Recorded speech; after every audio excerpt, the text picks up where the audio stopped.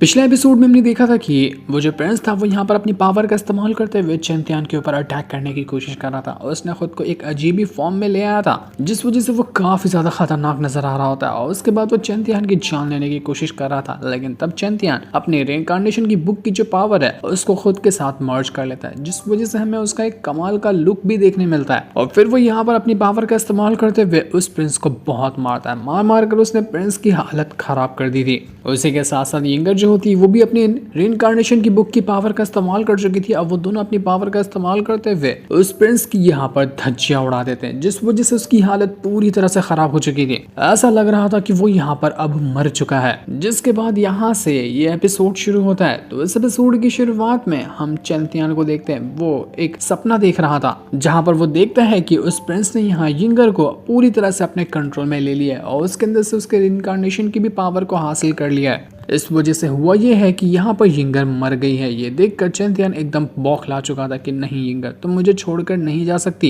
ये प्रिंस मैं उसको जान से मार दूंगा, इसकी जितनी भी सोल होगी मैं सबको जाकर डिस्ट्रॉय कर देने वाला हूँ। वो एकदम बौखला गया था, एकदम चिल्लाने लग जाता है। तब हम देख पाते हैं कि वो एक बाथ-टब के अंदर बैठा हुआ है और नींद में ही वो इस तरह से चिल्लाने लग गया था। तो ये देखकर वहां पर एक दूसरा बंदा आता है जो चैंतियान को शांत करने की कोशिश करता है। चैंतियान देखकर हैरान हो चुका था कि अचानक में मैं यहाँ पर कैसे आया, यहाँ पर मुझे लेकर कौन आया। वहां पर एक ओल्ड मैन और उसकी पोती भी होती है और इन दोनों ने यहाँ पर चैंतियान को बचाया था। वो उनसे पूछता है कि आप दोनों कौन हो। तो वो बच्ची जो थी वो कहने लग जाती है कि ब्रदर आप ना हमें पहाड़ी के पास मिले थे। जब मैं और मेरे दादाजी पहाड़ी पे घूमने गए थे ना, तो आप वहाँ पर बिल्कुल खून से लथपथ पड़े हुए थे। मुझे लगा कि आप बहुत ज्यादा बीमार है, आपको बचाना चाहिए वरना आपकी जान जा सकती है। तो मेरे दादाजी और मैंने दोनों ने मिलकर आपको यहाँ पर लेकर आए और आपका यहाँ पर ख्याल रखा। आप पिछले 2-3 दिनों से बेहोश थे, अब जाकर आपको होश आया है। ये सुनकर चैंतियान जो होता है वो यहाँ पर उन दोनों का शुक्रिया करते हुए कहता है कि आपका बहुत बहुत शुक्रिया जो आपने यहाँ पर मेरी जान बचाई। लेकिन अभी भी चैंतियान की हालत बहुत ज्यादा खराब थी। वो जो ओल्ड मैन था वो यहाँ पर चैंतियान से कहने लग जाता है कि देखो तुम्हारे जो मेरिडियंस है ना वो पूरी तरह से डिस्ट्रॉय हो चुके हैं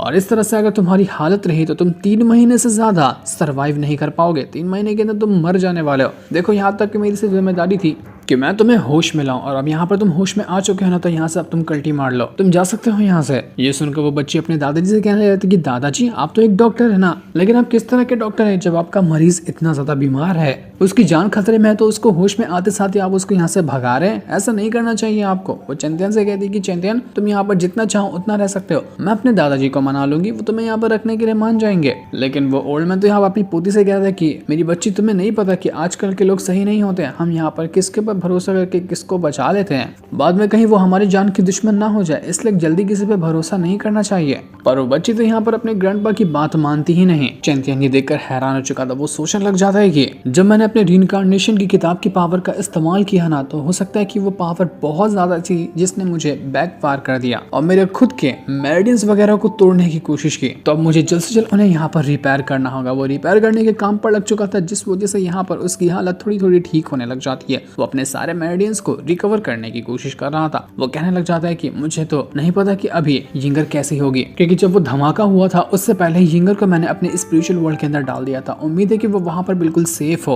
और जैसे मेरे मेरिडियन टूटे हैं उसके ना टूट गए हों। इसके बाद हम यहाँ पर रॉयल फैमिली को देख पाते हैं। वहां पर एम्परर आता है रॉयल फैमिली का और यहाँ पर आने के बाद वो उसी ओल्ड मैन से कहने लग गया था कि एंसेस्टर जो आपने मांगा था ना, मैं आपके लिए यहाँ पर लेकर आ चुका हूँ। वहां पर वो एम्परर जो था 2 सिपाहियों को लेकर आया हुआ था, तो सिपाही की जान तुरंत ही वो जो वहां पर एक एंसेस्टर होता है वो निकाल लेता है और उसकी पावर को वो एब्जॉर्ब कर चुका था। और ये एंसेस्टर कोई और नहीं बल्कि यही की सोल जो था वो यहाँ पर प्रिंस यूज कर रहा था चैंतियान से फाइट करने के लिए। वहां पर तो सिर्फ इस बंदे की सोल थी, लेकिन यहाँ पर ये ओरिजिनल फॉर्म में होता है। वो एंसेस्टर यहाँ पर कहने लग गया था कि इतना अच्छा मौका मुझे मिला था उस चैंतियान को पकड़कर उसके शरीर के ऊपर कब्जा करने का, लेकिन ये मौका मेरे हाथ से निकल गया। लेकिन मैं ये मौका इतनी जल्दी हाथ से जाने दूंगा नहीं, मैं वापस ये मौका बनाऊंगा। जाओ और हर तरफ ये खबर फैला दो, मुझे किसी भी हालत में वो चैंतियान चाहिए, मुझे उसके ऊपर कंट्रोल करना है, चाहे इसके लिए तुम किसी भी तरीके का इस्तेमाल क्यों ना करो, सबकी लाशें बिछा दो, दो, कितने ही लोगों को क्यों ना मार दो, मुझे उससे फर्क नहीं पड़ता, मुझे बस चैंतियान चाहिए।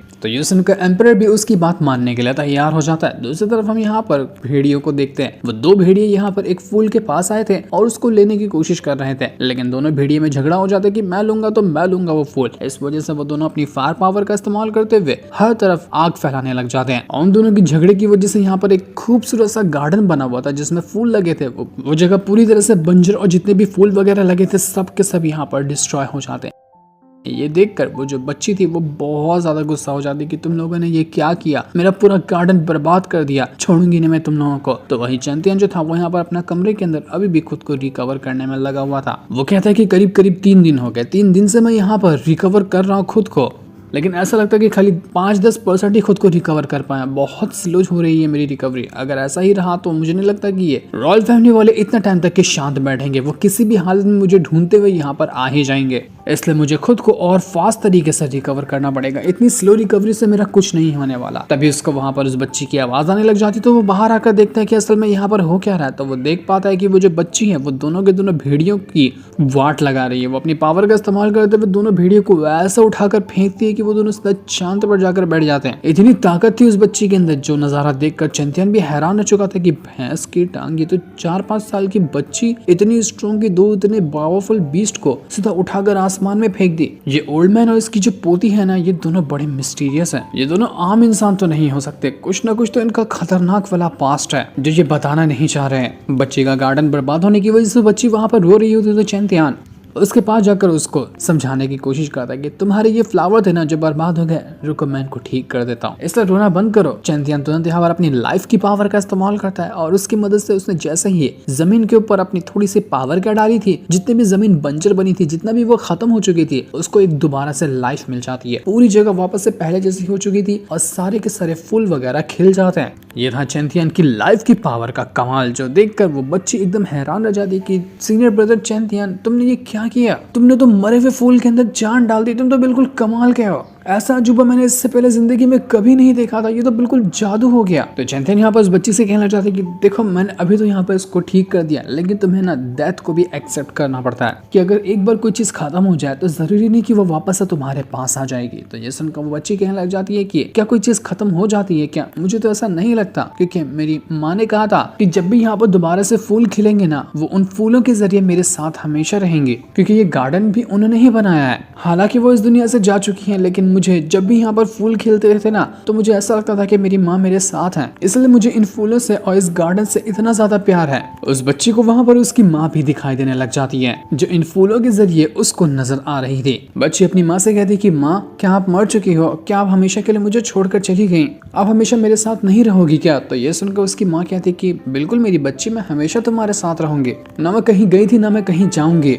देखो एक बात तुम हमेशा याद रखना, जब किसी की एक लाइफ खत्म हो जाती है ना, तो यही उनका सफर होता है नया, उसके बाद वो उन्हें दोबारा से जिंदगी मिलती है। तो इसी तरह से तुम मुझे भी महसूस कर सकती हो, मैंने तुम्हारे लिए फूल लगाए थे ना, तो जब ये फूल एक बार खत्म हो जाएंगे और अगले साल दोबारा से यहाँ पर फूल खिलेंगे तो समझना कि मैं वापस से तुम्हारे पास आई हूँ। ये सुनकर चैंपियन एकदम हैरान रह जाता है। वो यहाँ पर उस बच्ची की जो माँ थी उसकी बात को ध्यान से सुन रहा था। तो उसको समझ में आता है कि एक फूल जब खिलता है तो उसको मिलती है उसकी लाइफ, जब वो अपनी पूरी जिंदगी गुजार लेता है तो वो वहां पर जाकर मर जाता है, और मरने के बाद जो फूल खत्म होने के बाद जमीन पे गिरता है तो वो ही बनता है एक सीड, यानी कि एक बीज जो कि मदद करता है उसी बीज से दूसरा फूल खिलाने में। इस तरह से मरने के बाद भी जिंदगी का नया सफर शुरू होता है। इसी को कहते हैं लाइफ और डेथ का साइकिल। यहाँ पर चैंपियन को उसके लाइफ और डेथ की जो पावर थी उसकी अंडरस्टैंडिंग जो थी वो बेहतर होने लग जाती। तो ये होते साथ ही चैंपियन की जो लाइफ और डेथ की पावर थी वो अपना ब्रेक थ्रू करने लग जाती है। वो अपनी पूरी लाइफ और डेथ की पावर से घिर चुका था,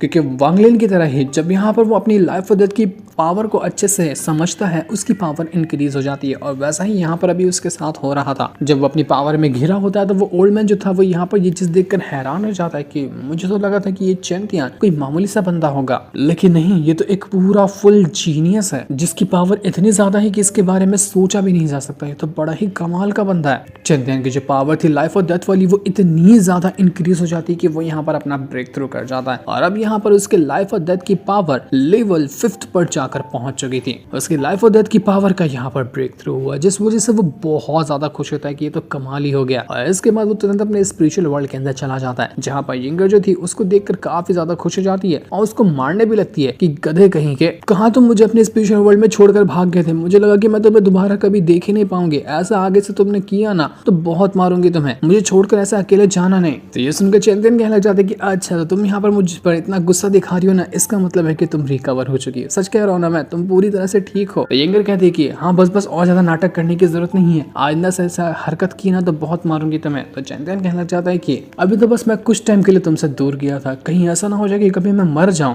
तो तुम तो रोते रोते अपना पूरा मेकअप खराब कर दोगी, फिर उसके बाद तुम एकदम चुड़ैल जैसी दिखोगी, जो कि मुझे बिल्कुल पसंद नहीं आएगा। ये सुनकर तो यिंगर को बहुत ज्यादा गुस्सा आ जाता है, वो यहाँ पर उससे झगड़ा करने लग गई थी, दोनों यहाँ पर एक दूसरे के साथ मारामारी करने लग जाते हैं। लेकिन तभी वहाँ पर स्वॉर्ड एम्पायर आता है और उनसे कहता है कि चैंपियन मेरे पास तुम्हारे लिए कुछ है जो मैं तुम्हारे लिए लेकर आया हूँ। वो कहता है कि जब यहाँ पर प्रिंस का शरीर मरा था ना तो उसके अंदर से मुझे ये चीज मिली थी, जरा से चेक तो करो कि ये कैसी चीज है। तो चैंपियन जैसे ही यहाँ पर उस पावर को चेक करता है उसको पता चलता है कि ये तो सेलेस्टियल सोल टेक्निक है, जो कि बहुत ज्यादा हाई लेवल की सोल टेक्निक कहा जाता है और यही तो वो सोल टेक्निक है जिसका इस्तेमाल यहाँ पर वो प्रिंस कर रहा था और उसने अपने इतने सारे सोल को बना लिए थे कि उसको एक बार मारो तो वो मरता ही नहीं था। यही सोल टेक्निक जो थी उसके शरीर के अंदर रखी हुई थी, जिसको स्वॉर्ड एम्पायर ने निकाल लिया था। स्वॉर्ड एम्पायर यहाँ पर चैंपियन से कहना चाहता है कि ये सोल टेक्निक जो भी इसको कल्टीवेट करे ना उसके पास भी उतनी सारी ही सोल आ जाएगी, वो खुद की लाइफ को काफी हद तक के इंक्रीज कर सकता है। जैसे कि यहाँ पर प्रिंस कर पा रहा था, तुम्हारे पर एक बार अटैक लगेगा तो समझिए कि तुम्हारी एक सोल मरेगी और उसके बाद तुम्हारी सोल के लेयर्स बनते जाएंगे, बहुत सारी सोल तुम्हारे पास आ जाएगी जो तुम्हें हर आने वाली मुसीबत से बचाने की कोशिश करेगी। तो ये सुनकर चैंपियन कहने लग जाता है कि माना कि ये टेक्निक है तो बड़ी कमाल की, लेकिन ये उसका सिर्फ एक छोटा सा फ्रेगमेंट है, पूरी फुल टेक्निक ये नहीं है, तो ये उतने ज्यादा काम नहीं आने वाली। ये सुनकर स्वॉर्ड एम्पायर कहना चाहते हैं कि बेवकूफ हो क्या तुम, अगर ये मान लिया एक सिर्फ छोटा सा फ्रेगमेंट है लेकिन तब भी ये इतना ज्यादा कमाल का है कि तुम्हारी सोल को स्ट्रॉन्ग बनाने का काम आएगा, इसको लो, इसको अच्छे से कल्टीवेट करो, तुम्हारी सोल पावर जो है ना वो काफी हद तक के इंक्रीज होगी इससे, क्योंकि वैसे भी अभी तुम्हारा शरीर इतना स्ट्रॉन्ग नहीं कि तुम पूरी फुल के फुल इस टेक्निक को कल्टीवेट कर पाते हैं, ऐसा जितना तुम्हें मिला है तुम्हें उतने में ही पहले प्रैक्टिस करनी चाहिए। चैंपियन कहना चाहते हैं कि इसका मतलब कि जिस प्रिंस को मैंने मारा था अगर वो इस सोल टेक्निक को अच्छे से कल्टीवेट करके रखा हुआ है तो क्या सच में मैंने प्रिंस को ही मारा था, या फिर जिसको मैंने मारा वो भी अभी उसका सिर्फ एक सोल पार्ट होगा जो इस तरह से काम कर रहा था कि मानो मेरे सामने प्रिंस ही खड़ा हो। तो ये सुनकर स्वॉर्ड एम्पायर कहने लग जाता है कि इसकी मैं तो गारंटी नहीं ले सकता कि प्रिंस सच में यहाँ पर मर गया है या फिर जिसको तुमने मारा वो उसका सिर्फ एक सोल पार्ट था, लेकिन जो भी होगा वो तुम्हें आगे पता चल ही जाएगा। पर उससे पहले तुम्हें यहाँ पर इन टेक्निक को सीखना चाहिए ताकि आगे कोई भी मुसीबत क्यों ना आ जाए तुम यहाँ पर उसको हैंडल करने के लायक रहो। इसके बाद चैंपियन जो था वो अपने स्पिरिचुअल वर्ल्ड के अंदर से बाहर निकल कर आ जाता और यहाँ पर उस बच्चे और ओल्ड मैन से कहने लग गया था कि अब मुझे जाना होगा, जहाँ से मैं आया हूँ मुझे वहाँ पर जाना है। आप लोगों का बहुत बहुत शुक्रिया जो आपने यहाँ पर आकर मेरी जान बचाई। अगर आपको कभी भी किसी चीज की जरूरत हो तो आप मुझे बिल्कुल बोलना ना, मैं आपके लिए वो कर दूंगा। वो बच्ची जो थी वो यहाँ पर चैंपियन से कहने लग जाती कि सीनियर ब्रदर आप क्या सच में हमें छोड़कर जा रहे हो, आप वापस मिलने के लिए नहीं आओगे? मैंने तो अभी तक के आपसे ढंग से बातें भी नहीं की, आपसे बहुत सारी बातें करनी थी, आपसे मुझे खेलना था आपके साथ। तो ये सुनकर चैंपियन कहना चाहती कि कोई बात नहीं, मैं वापस आऊंगा तुमसे मिलने के लिए, तुम बहुत प्यारी बच्ची हो तो तुमसे मिलने में जरूर टाइम निकाल कर आऊंगा। ये सुनकर वो जो बच्ची थी वो यहाँ पर चैंपियन को अपना एक पेंडेंट देते हुए कहती कि ये लो, इसको अपने पास रखो, ये तुम्हें गाइड करेगा कि मैं कहाँ पर हूँ और तुम मेरे पास आ जाओगे। ये सुनकर चैंपियन जो था वो उस पेंडेंट को अपने पास रख लेता है। उसके बाद वो यहाँ पर ओल्ड मैन से कहता है कि ओल्ड मैन अगर आपको कभी भी किसी चीज की जरूरत हो, फ्यूचर में कभी आपके ऊपर कोई मुसीबत आए, किसी भी तरह से हेल्प आपको क्यों ना चाहिए हो, बस मुझे एक बार बुला लेना। आपने जिस तरह से मेरी जान बचाई है ना, ये एहसान आपका मेरे ऊपर है, मैं आपकी हेल्प करने के लिए जरूर आऊंगा। तो ओल्ड मैन कहने लग जाते कि अगर ऐसी बात हो तो ठीक है, फिर जब मुझे जरूरत पड़ेगी तो मैं शर्माऊंगा भी नहीं, बिल्कुल तुम्हारी हेल्प के लिए तो मैं बुलाऊंगा, क्योंकि मैंने अनजाने में इतने पावरफुल जीनियस को जो बचाया है इसका फायदा तो मैं उठाऊंगा ही। तभी वहां पर देखते ही देखते बहुत सारे फूल वगैरह जो थे वो खिलने लग जाते हैं और उसके बाद वहां पर आ रही थी मेलिन। चैंपियन जो था वो यहाँ पे ये चीज देखकर हैरान रह जाते कि मेलिन तुम्हें इस जगह के बारे में कैसे पता चला? मुझे तो लगा जब मैं बेहोश हुआ था तब तुम मुझसे निकल कर कहीं दूर जा चुकी होगी। तो मेलिन कहने लग जाती कि तुम जैसा बेवकूफ मर सकता है क्या कभी?